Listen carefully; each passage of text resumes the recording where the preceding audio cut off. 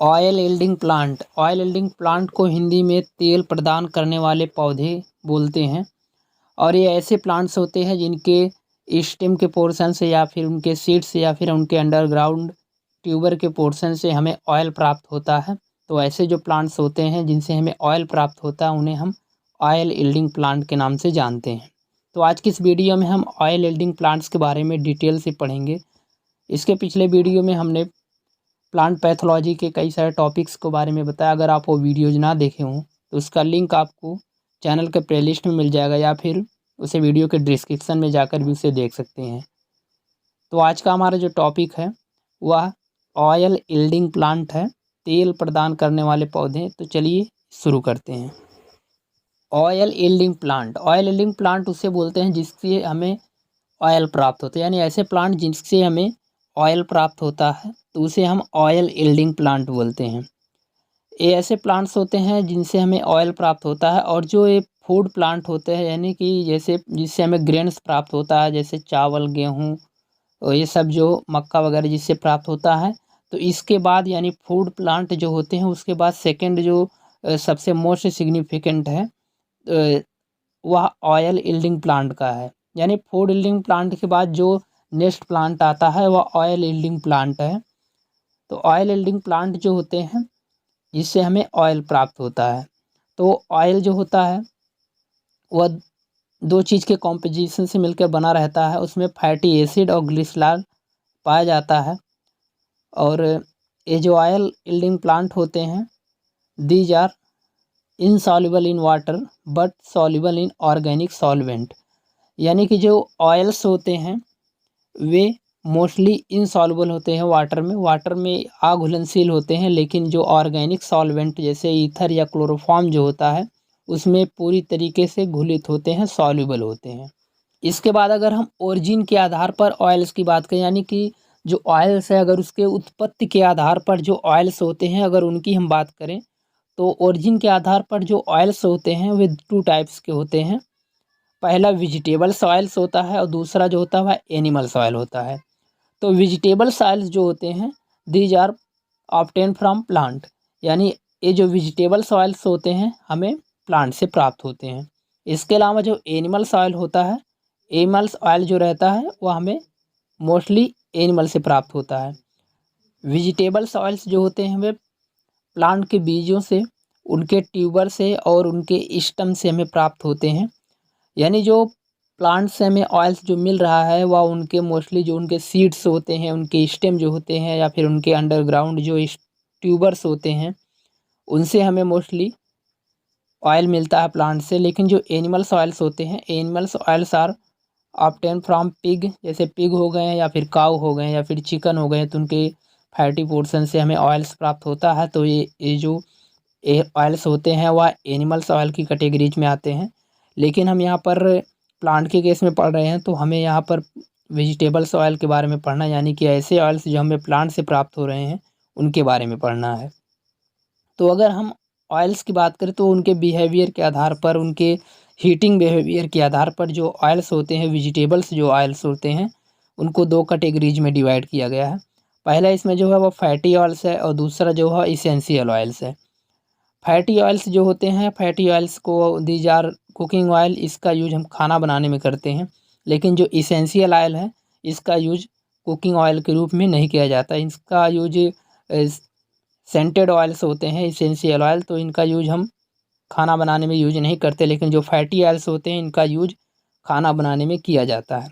अगर हम fatty oils की बात करें तो these oils obtain from seed, या ऑयल्स जो होता है वह सीड से ऑब्टेन होता है एक्सप्रेशन मेथड के थ्रू, यानी कि एक्सपेलर्स होते हैं। इस मेथड में एक्सपेलर्स होते हैं और दो बड़े बड़े रोलर्स होते हैं जो कि एक मशीन में प्रक्रिया होती है। उन रोलरों के बीच से सीड को डाला जाता है और एक्सप्रेशन मेथड से तब हमें जो ऑयल्स रहते हैं वो ऑब्टेन हो जाते हैं। लगभग 60 से 67 तक परसेंटेज तक हमें ऑयल्स इससे ऑब्टेन हो जाता है। इसके अलावा सॉल्वेंट मेथड के थ्रू भी ऑब्टेन किया जाता है, या जब इसको हम एक ऑस्मोसिस के थ्रू भी इससे हम ऑयल्स प्राप्त कर सकते हैं। इसके अलावा जो अगला पॉइंट है, when these oils kept in open environment, जब इस ऑयल को हम किसी ओपन इन्वायरमेंट में छोड़ते हैं तो he can absorb moisture and oxygen from environment. यह तब जो ओपन इन्वायरमेंट रहता है वहाँ से मॉइस्चर को ऑब्जर्व कर लेता है, इसके अलावा ऑक्सीजन को भी ऑब्जर्व कर लेता है, जिसकी वजह से इसके ऊपर एक पतली सी लेयर बन जाती है। अगला इसमें है these oil insoluble in water and soluble in organic solvent. और ये वाटर में तो इनसॉल्युबल होंगे, लेकिन जो ऑर्गेनिक सॉल्वेंट जैसे ईथर या फिर जो क्लोरोफॉर्म, इन सब में ये सॉल्युबल होते हैं। इसके अलावा जो फैटी ऑयल्स होते हैं वह एडिबल होते हैं, यानी कि हमने आपको बताया कि ये ऑयल्स जो होते हैं ये कुकिंग ऑयल्स होते हैं, इनका यूज हम खाना बनाने में यूज करते हैं। इसके अलावा जो फैटी ऑयल्स है उसको फर्दर 3 कैटेगरीज में डिवाइड किया गया है। पहला इसमें जो है वह ड्राइंग ऑयल है, और दूसरा नॉन ड्राइंग, अगला जो है वह सेमी ड्राइंग ऑयल है। ड्राइंग ऑयल्स क्या होते हैं? ड्राइंग ऑयल ऐसे ऑयल्स होते हैं जो कि अगर उन्हें इन्वायरमेंट में, ओपन इन्वायरमेंट में इसको छोड़ दिया जाए तो ये पूरी तरीके से जम जाएंगे, या फिर उनके ऊपर एक मोटी सी लेयर बन जाएगी।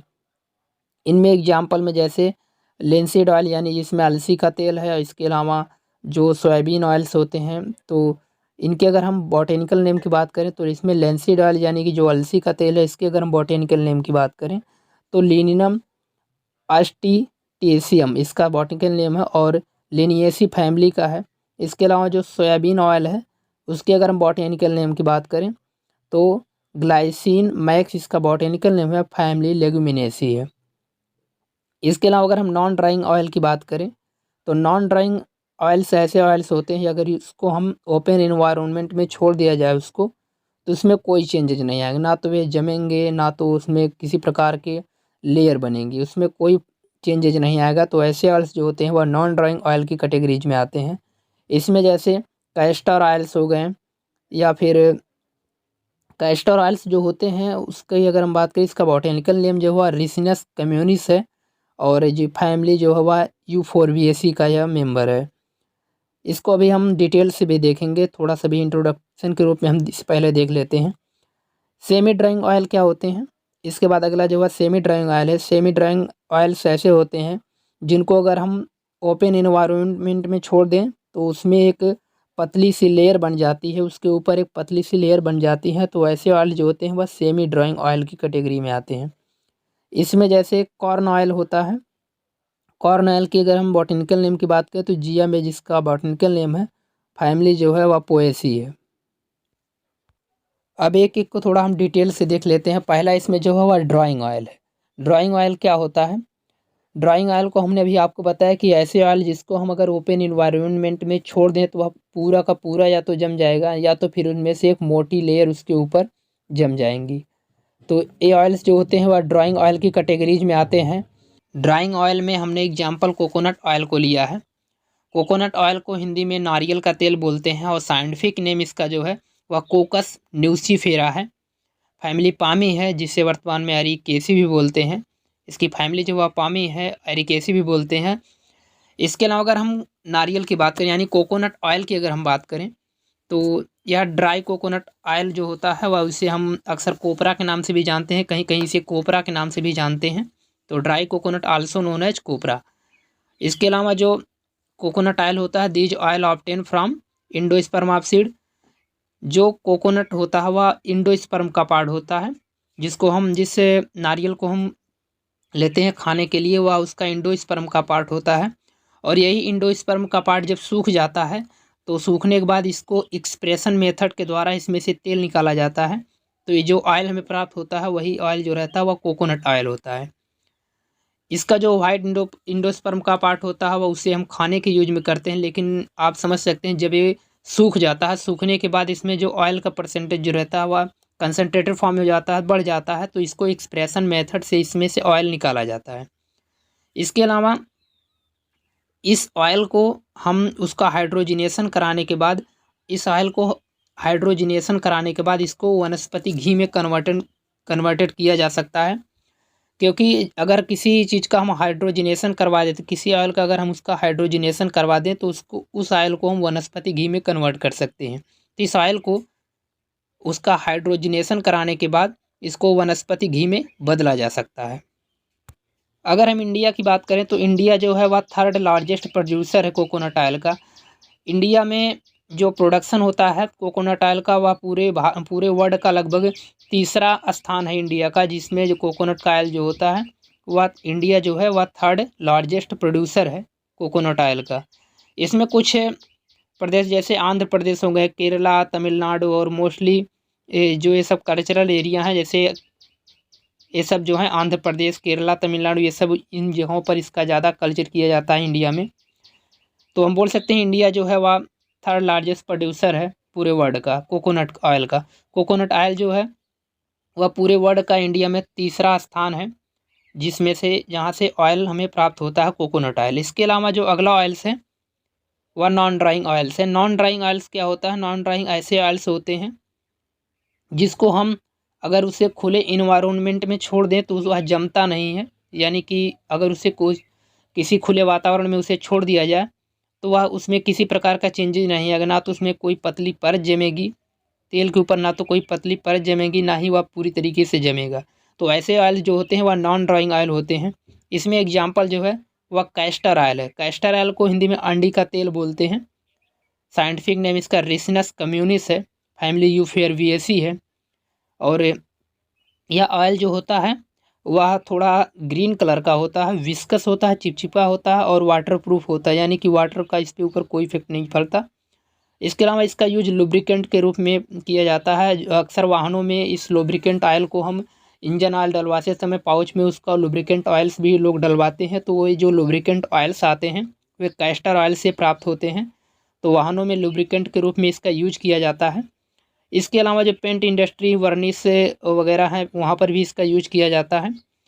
और इसके अलावा जो मेडिसिनल वैल्यू जो इसकी है, कैस्टर ऑयल की जो मेडिसिनल वैल्यू है वह परगेटिव ड्रग्स के रूप में इसका यूज किया जाता है। यानी परगेटिव ड्रग्स का मतलब पेट साफ करने वाली जो दवाइयाँ होती हैं उनमें इसका यूज किया जाता है, तो इसका जो मेडिसिन वैल्यू है बहुत इम्पॉर्टेंट है। इसके अलावा जो अगला ऑयल्स है वह सेमी ड्राइंग ऑयल्स है। सेमी ड्राइंग ऑयल क्या होता है? ऐसे ऑयल्स जिसको अगर हम किसी ओपन इन्वायरमेंट में छोड़ दें तो वहाँ पर एक पतली सी लेयर, उस ऑयल के ऊपर एक पतली सी लेयर बन जाती है, तो ऐसे जो ऑयल्स होते हैं वह सेमी ड्राइंग ऑयल कहलाते हैं। ये ऑयल्स में एग्जांपल में जैसे मस्टर्ड ऑयल, यानी जिसे सरसों का तेल बोलते हैं, साइंटिफिक नेम इसका ब्रेसिका कम्पेस्ट्रिस है। ब्रेसिका कम्पेस्ट्रिस फैमिली जो है क्रूसीफेरी है। और ये मस्टर्ड ऑयल जो होता है या ब्राउनिश येलो कलर का होता है और एक्सप्रेशन मेथड के द्वारा इसे ऑब्टेन किया जाता है, यानी कि मशीन में जो रोलर्स होते हैं उन रोलर्स में बड़े बड़े एक्सपेलर होते हैं। एक्सपेलर यानी जो रोलर्स रहते हैं रोलर्स के बीच में से इसके बीच को डाला जाता है और एक्सप्रेशन मेथड के थ्रू तो इसमें से ऑयल हमें ऑब्टेन होता है। लगभग 60 से 70% तक इसमें से ऑयल हमें ऑब्टेन कर सकते हैं एक्सपेलर मेथड से। इसके अलावा जो इसका टेस्ट होता है बहुत बेटर टेस्ट होता है। कड़वा टेस्ट होने की वजह से इसको कहीं कहीं पर कड़वा तेल के नाम से भी जानते हैं। अक्सर उत्तर भारत के लोग इसे कड़वा तेल भी बोलते हैं। इसके अलावा इसमें से एक पंगेंट स्मेल आती है, यानी कि बहुत तीक्ष्ण गंध आती है। तीक्ष्ण गंध इसका आने का कारण क्या है? तीक्ष्ण गंध और जो एक कड़वा टेस्ट आता है वह इसमें एक चीज़ पाई जाती है, एलिल आइसोथाइसाइनेट वो चीज़ होती है, या एक पिगमेंट है, यानी एलिल आइसोथाइनेट की वजह से इसका जो टेस्ट रहता है बहुत कड़वा होता है और इसकी गंध जो है बहुत तीक्ष्ण होती है। तो ये हुए सब फैटी ऑयल्स के जो टाइप्स हमने आपको थी कैटेगरीज में जो हमने बताया था कि drawing oil, non drawing oil और सेमी ड्राइंग ऑयल्स, तो ये सब फैटी ऑयल्स हुए। अगर इसके बाद इसकी हम इसेंशियल ऑयल्स की बात, वेजिटेबल्स ऑयल्स जो थे उसको दो कैटेगरीज में डिवाइड किया गया था, फैटी ऑयल और इसेंशियल ऑयल। तो फैटी ऑयल्स के हमने 3 टाइप्स आपको अभी बताया कि drawing oil, non drawing oil और सेमी ड्राइंग ऑयल। इसके बाद फैटी ऑयल का ये फैटी ऑयल कंप्लीट हो गया। इसके बाद जो दूसरा था वह इसेंशियल ऑयल था। तो इसेंशियल ऑयल की अगर हम बात करें तो these oils are coloured, scented, evaporate, aromatic smell, pleasant taste, volatile when come in contact with air. यानी ये ऑयल ऐसे होते हैं, सेंटेड होते हैं, एवापोरेट हो जाते हैं, अगर इन्वायरमेंट में से खुला छोड़ दिया जाए तो ये वाष्पशील हो जाएंगे। इसके अलावा इसमें एरोमेटिक स्मेल आती है और इसका प्लीजेंट टेस्ट है, बहुत अच्छा टेस्ट होता है। वोलाटाइल होते हैं और जब हवा में आते हैं तो वोलाटाइल हो जाते हैं, यानी कि वो एवापोरेट हो जाते हैं, वोलाटाइल हो जाते हैं।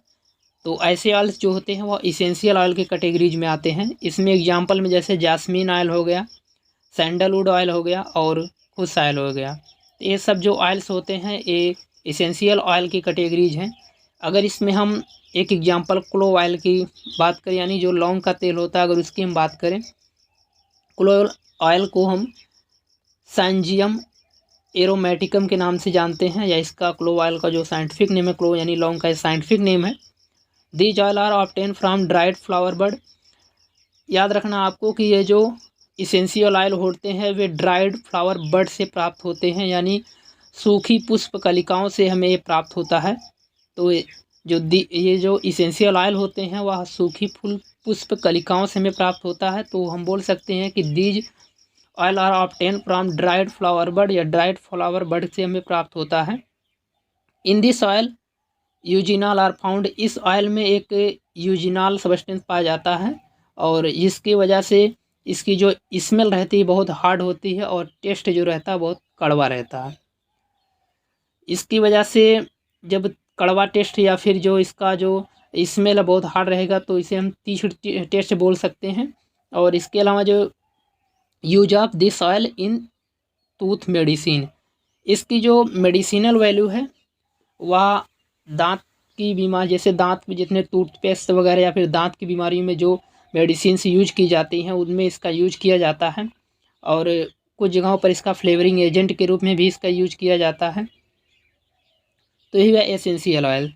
तो हमने इस वीडियो में आपको जनरल ऑयल एल्डिंग प्लांट के जो भी इंट्रोडक्शन, और इंट्रोडक्शन के साथ जो ऑयल एल्डिंग प्लांट की एग्जांपल के साथ हमने आपको इसमें डिटेल से बताया। अगर आपको यह वीडियो जो इन्फॉर्मेटिव लगी हो तो इसे लाइक करना ना भूलें, साथ ही साथ चैनल को सब्सक्राइब कर बेल आइकन को ज़रूर प्रेस करें।